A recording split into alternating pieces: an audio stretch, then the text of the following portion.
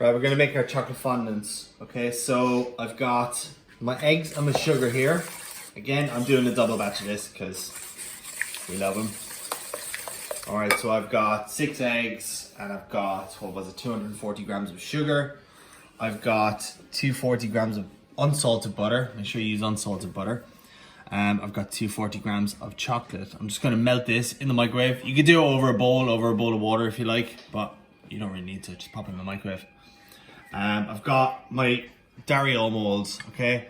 These are, I bought them online. You should be able to get them on Amazon. If you don't have these, just use like a cupcake tray. The timings will be different, but I'll run you through when I am cooking and what to look for and when to take them out, so they are still nice and soft in the middle. I've got my cocoa powder and my plain flour. I'm just gonna sieve that into the mixture at the end. You can use purely cocoa powder as well if you want a gluten-free option. All right, so it does work with just cocoa so powder. you replace the flour with yeah, I've got mostly cocoa powder and 1 bit of flour. Oh, cool. Just because that's the recipe I've always used. But you can use pure cocoa powder. So with these guys, yeah, you just want to like butter them and then cover them in cocoa powder. It's easier to turn them out later on. Okay. So with your eggs and your sugar, you just want to mix them together. Give it a good few minutes to mix it. It'll make it a much lighter mix. All right, you can get an electric one in there if you like. I'm just gonna melt the chocolate in the butter. Butter.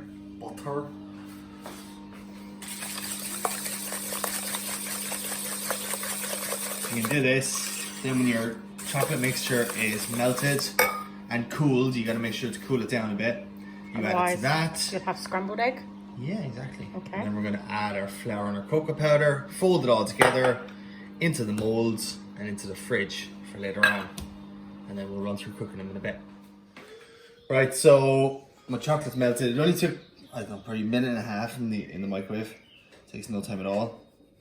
You see it's all silky, melted, nice, no lumps left. I whisked up my eggs, they're nice and frothy. You could go a lot longer if you want with an electric whisk. I'm just using a hand whisk. I'm tired, so that'll do. It's fine. It's done. By the way, see these things? These rubber tip spatulas? They're the best thing in the world. They're great. I'm obsessed with them. It's probably my favorite kitchen implement, gadget, utensil thing. Yo. Alright, we're adding one to the other. This is why I love them. You waste nothing. Your OCD is happy. Yeah, very much so. Kids aren't happy because they don't get to lick the bowl because there's nothing in the bowl. Alright.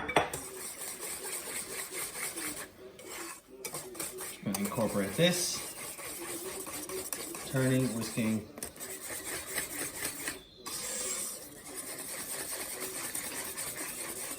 Just until it's nice and incorporated. Then we're going to sieve in our cocoa powder, our flour. Or just cocoa powder if you want a vegan. Vegan? No. Gluten-free one. Gluten-free, that's it, sorry. Oh my god. Let's not talk about the vegans. You love vegans. Yeah. Alright, you sieve that in. Just gets rid of any lumps. And all the butter in it. And eggs. Butter, yeah. I'm saying vegan. Oh lord. So, just gonna mix that. Bring it together.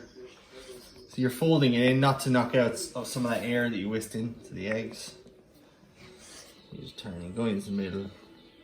So you're trying to keep the air in it? Yeah, you don't want to knock, but I mean, it's not overly important. It's all fine. Some people get very serious about things like this. But it's you, so 'tis all grand. It's grand. Alright, until you get it's all incorporated in. We're going to then just spoon this into the molds, chill it in the fridge, and then cook it. So I'm going to chill it in the fridge for probably about an hour. That's it. Done.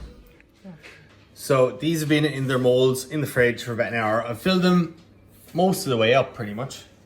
My oven is set to 200 degrees. And I've got a tray in there, just a baking tray that I'm going to put them straight onto and then into the oven. We're going to cook them for 14 minutes. All right, these ones will take 14 minutes. They're quite big. It'll all vary on the size of your mold, but I'll tell you what to look out for when we take them out the oven, so they're still nice and gooey in the middle. Like I said, you can do them in a cupcake tray. They'll probably take a lot less time because they're quite shallow. But we'll see how these go. So oven at 200. The baking tray is hot. All right, it's been heating in the oven. In they go. 14 minutes, 200 degrees. So these are gonna come out now. You wanna come in, you wanna see what these look like. What you're looking for is, you can still see, they're very soft in the middle. All right, we're gonna take these out and we're gonna leave them rest for about 30 seconds to a minute. So what you're gonna want is you're gonna want a small little knife, just to go around the edge, just helps loosen them out. Get a teeth out because this is obviously gonna be hot. And just get your knife in around the sides. Just make sure you're loosening them. Get your bowl on top. Yeah, boy. That's that. Cut it open, then we'll add the salted caramel. Open them up. There they go. Gooey, lovely. Salted caramel. That's been cooled in the fridge.